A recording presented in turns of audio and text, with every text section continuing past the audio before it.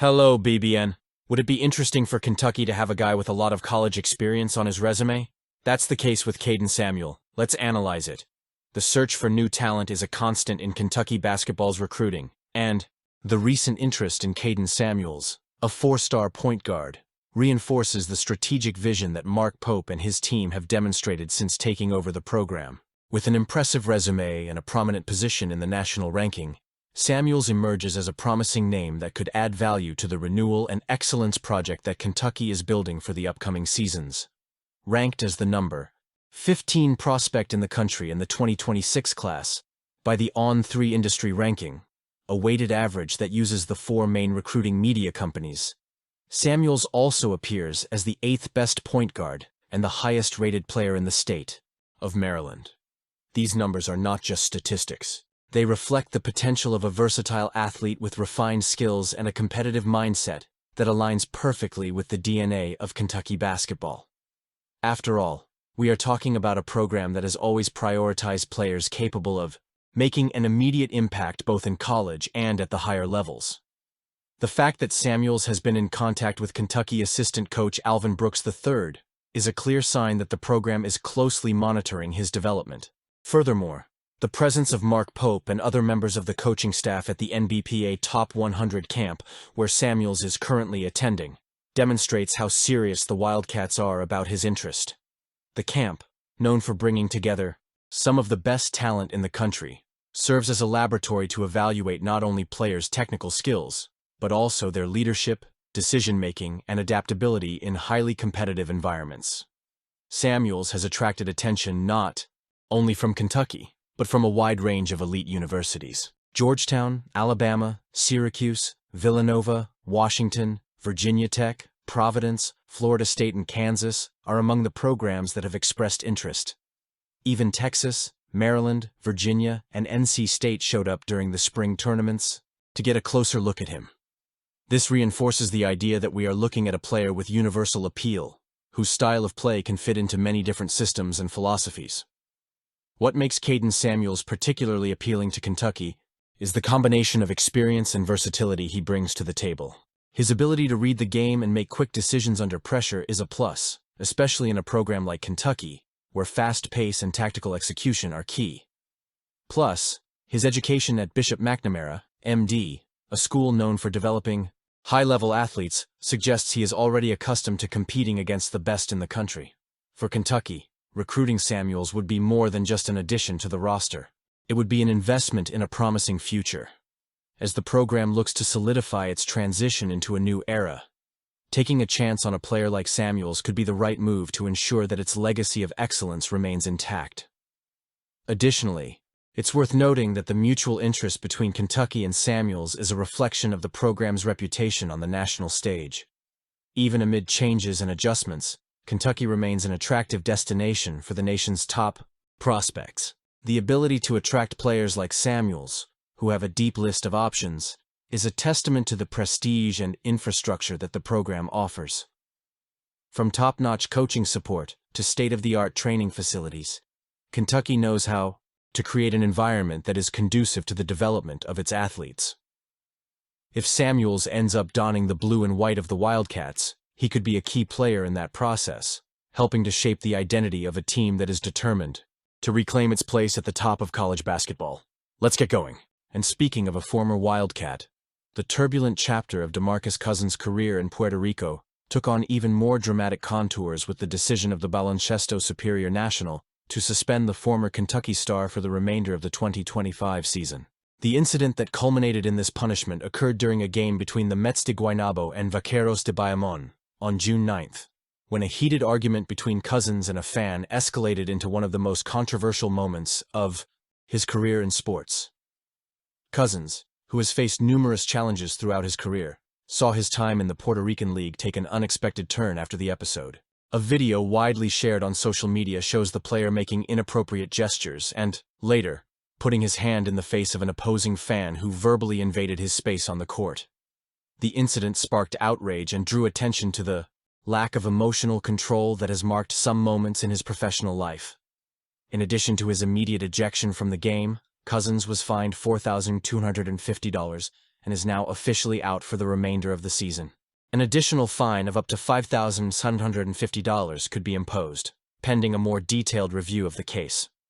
The league's response was also directed at the fans involved, especially those who threw beer and other objects at Cousins during the confrontation. Several of these individuals were identified and banned for the remainder of the season, while the Vaqueros de Bayamón were forced to name those responsible and implement additional security measures to prevent similar situations from happening again. For a player who was once considered one of the most dominant centers in the NBA, this episode represents a significant low point. After making his mark on college basketball's elite as a key player for the Kentucky Wildcats in the 2009-2010 season, Cousins built a solid career in the NBA, where he averaged an impressive 19.6 points and 10.2 rebounds per game. He was a two-time All-NBA selection and a four-time All-Star, cementing his status as one of the most talented players of his generation. However, conduct issues and serious injuries began to tarnish his reputation in recent years, leading him to seek new opportunities in minor leagues such as the BSN. His arrival in Puerto Rico was seen as a chance for a comeback. Unfortunately, the recent incident tarnishes that attempt and raises questions about Cousins' future in the sport. For many Kentucky basketball fans, it's impossible not to think back fondly to the dominant rookie who helped the Wildcats reach the Elite Eight in 2010. Under Calipari, Cousins was part of an iconic team that went an impressive 35-3 before falling to West Virginia. At the time, he was seen as a player with limitless potential, someone who could take his passion and drive to the biggest stages in basketball. However, the incident in Puerto Rico serves as a reminder of how unpredictable Cousins' career has been. Despite his undeniable talent, issues related to discipline and emotional control have been persistent obstacles. His NBA experience was cut short by serious injuries, including torn anterior cruciate ligament, ACL, and Achilles tendon, which drastically affected his mobility and effectiveness on the court. These setbacks, combined with behavioral issues, have made it difficult for him to find stability with NBA teams or in other leagues. Now, with his suspension from the BSN, Cousins faces a pivotal moment in his career. He must decide whether he wants to continue fighting to regain his place in professional basketball or if it's time to call it quits. Many believe he still has the talent to compete at the highest level, but it will depend on his ability to overcome the personal challenges that have plagued his career. Regardless of what the future holds for Demarcus Cousins, his story serves as a powerful example of the complexities of the sports world. He is a player who has risen to the top, faced devastating setbacks, and continues to seek redemption. For Kentucky basketball fans, he will always be remembered as the dominant giant who helped pave the way for the program's continued success. Let's move on. The 2025 Kentucky football season is taking shape, and the SEC's recent announcement of the Wildcats' TV schedule has brought a wave of excitement to fans in Lexington. Under the steady and strategic leadership of Mark Stoops, the University of Kentucky football program continues to cement its position as a respectable contender in the nation's most challenging conference. With broadcast times now set for most games, fans can start planning their fall Saturdays, ready to pack Kroger Field or tune into national networks to watch a team that promises to deliver exciting and competitive moments. The season kicks off on August 30th with a home matchup against Toledo, scheduled for 12:45 p.m. ET on SEC Network. It's an early opportunity for the Wildcats to showcase their off-season progress, with Stoops leading a roster that combines experience with young talent eager to make its mark. The following week, on September 6th, brings a tough challenge against Ole Miss at 3:30 p.m., broadcast on ABC. This game against the Rebels will be a crucial test for Kentucky's defense, which, under Stoops' tutelage, has stood out for its solidity and ability to neutralize explosive attacks. ABC's choice to broadcast the matchup reflects the growing respect for the program, which has become a national attraction. In Week 3, Kentucky hosts Eastern Michigan at 7:30 p.m. on ESPNU, in a game that promises to be a showcase for the younger players on the roster. After a bye week, the Wildcats travel to face South Carolina on September 27th, in a flexible time slot that could vary between the afternoon, 3:30, 4:30 p.m., or evening, 6 or 8:15 p.m. This matchup against the Gamecocks will be a golden opportunity for Kentucky to assert its competitiveness on the road, especially after the intense matchups between the two teams in recent years. The highlight of the schedule is undoubtedly the Week 6 matchup against Georgia in Athens on October 4th. Scheduled for noon and broadcast on either ABC or ESPN, this game pits the Wildcats against one of the SEC's giants. Under Stoops, Kentucky has proven capable of upsetting elite opponents, and the choice of a high-profile network to broadcast the matchup reinforces the program's relevance. Stoops' meticulous preparation and ability to motivate the team for big occasions will be key as the Cats seek a historic result against the Bulldogs. After another bye week, Kentucky faces 2 consecutive games in the night window, both of which have the potential to draw big audiences.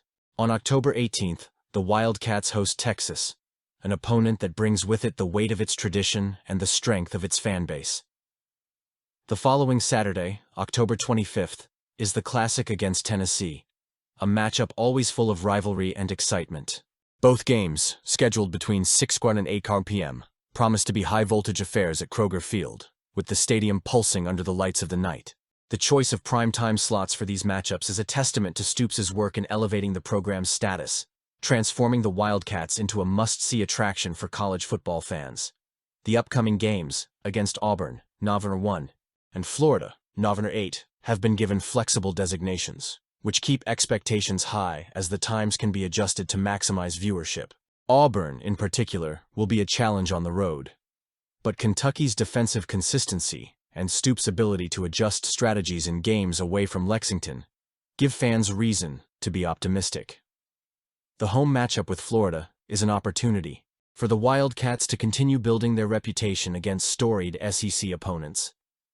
In Week 12, Kentucky hosts Tennessee Tech at 1:30 p.m. in a game televised on SECN+, ESPN+. Despite being a lower-tier opponent, the matchup will be a chance for the Cats to fine-tune details and give their reserves valuable minutes while maintaining momentum heading into the end of the season. The penultimate week takes the Wildcats to Nashville to face Vanderbilt from 3:30 to 4:30 p.m., a game that could be decisive for the team's bowl aspirations. Finally, the regular season concludes with the Classic against Louisville on November 29, with the time yet to be determined, promising an exciting conclusion to the campaign. The 2025 schedule reflects the growth of the program under Mark Stoops, who has transformed Kentucky into a consistent contender in the SEC.